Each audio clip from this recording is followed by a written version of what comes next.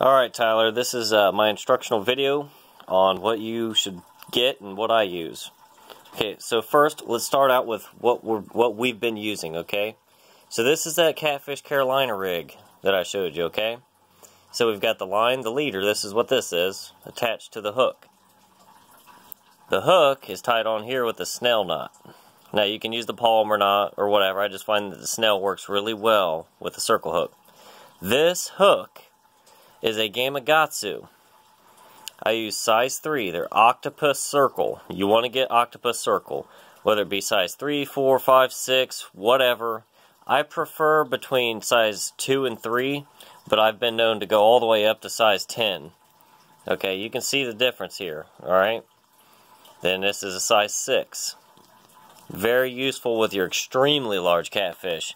But we'll fish with those, you know, with really big catfish with live bait that are big. Okay, so we're using our standard 1 ounce egg sinkers. Okay, you have egg sinkers, and you notice the egg sinkers go above the swivel. Okay, so I've tied a polymer knot to the top part of the swivel. Down here, I have a loop knot tied to the main line. Now you can use a polymer knot here, or you can just tie whatever kind of knot that you find on YouTube and like.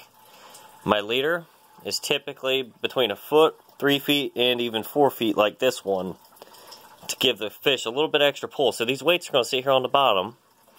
Then the fish is going to pick it up, pick it up, pick it up, pick it up, and then it can pull straight through those without even feeling it. And then by the time it has the bait, it's already running, and then you'll hear it on your clicker.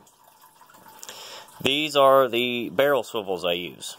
Okay, they're 100 pound. They're stainless, and they look like that, just 2 ends, okay? Sometimes I use the 30 or 40 pound ones, but, I mean, you can find ones between 200 pounds at the same size. Pencil weights, you could use these two with your Santee rig. The weights always go up here, alright? You could use a bank sinker. Okay, the bank sinker will just sit on the bottom a little differently. But that is the rig that I've been using on these poles.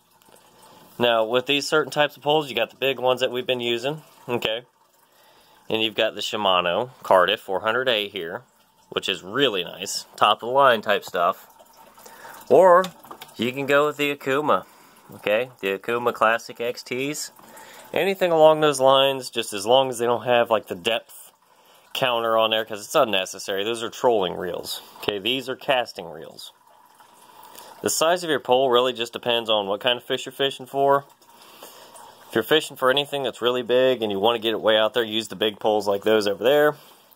This pole is really expensive. Okay, it's the Mudcat.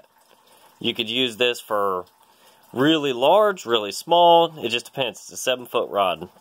I don't really prefer this rod though, because it kind of lacks in casting distance, so you got to try a little harder.